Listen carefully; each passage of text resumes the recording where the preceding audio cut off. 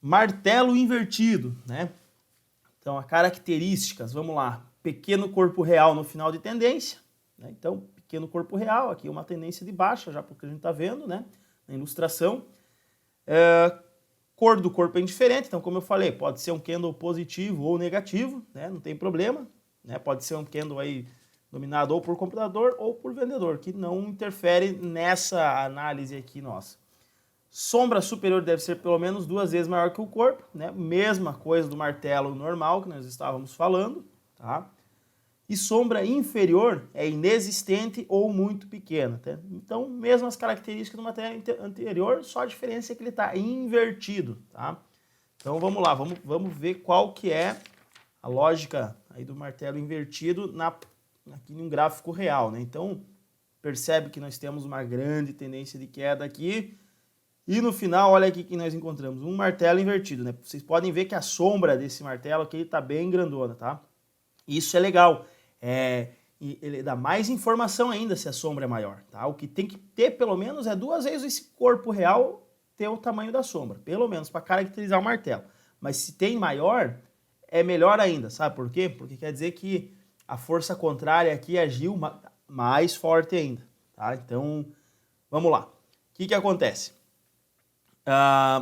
Aqui a lógica comportamental do martelo invertido, né? O mercado ele vem numa tendência de baixa, pois o mercado abre, negocia próximo da mínima, né? Então quer dizer o quê? O mercado abriu a negociação próximo da mínima, né? Já veio de uma sequência de queda aí cheio de força vendedora dentro dele, ele abre, começa a negociar próximo da mínima, daí vendedores começam a se desfazer das suas posições, quer dizer o quê?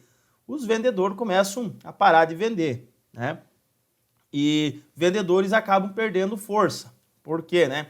Então, tu vê que aqui nós tivemos, ele abriu próximo à mínima, ele subiu, ele teve até essa máxima aqui, que ele subiu bastante, e os vendedores começam a vender para derrubar, porque eles já estão vindo dessa tendência de queda aqui, então a força vendedora existe ainda aqui. E quando a força compradora reage, joga o preço lá em cima e os vendedores entram brigando, o preço vem diminuindo, até que eles cansam, eles não têm mais vendedor no mercado, né? Então é um sinal de que, opa, a força vendedora está enfraquecendo, tá? Está enfraquecendo.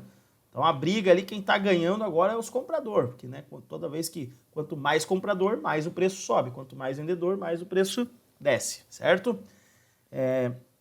Vamos lá. Então você percebe que ele, no final de uma tendência de baixa, é bem importante, que ele também é um sinal que caracteriza que, olha, estamos chegando em um fundo aqui, pode ser que nós vamos mudar a tendência. Então, essas figuras, se você souber fazer essa leitura, você pode identificar bastante reversões, tá? Dentro desses padrões gráficos, né?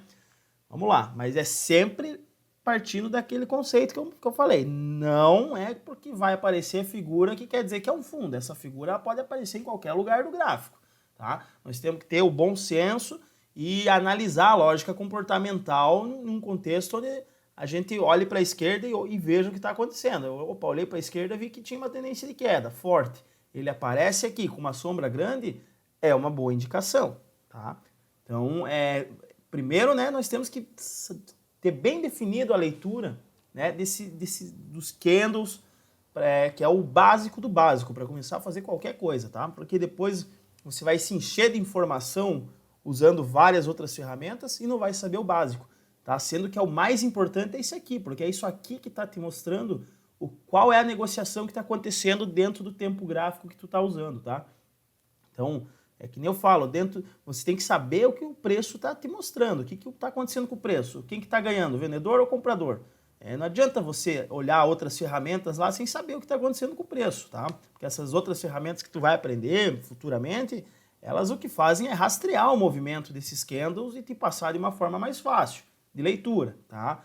Mas você tem que ter o teu olho afiado e conhecer, tá? Então, nas próximas aulas aí, futuramente, nós vamos adicionar também outras ferramentas, tá? Para você estar colocando gráfico. Então, nós estamos fazendo um curso que graduativamente já tem que estar começando a dominar a parte básica e ir avançando, né? Graduativamente, beleza? Então, nós vamos ter vários assuntos aí nesse curso, tá? Mas eu peço que vocês peguem o gráfico e estudem bem, né? Começa a olhar os candles, analisar, marcar os fundos, identificar as figuras, fazer um estudo, né? Isso é estudar, análise. Beleza?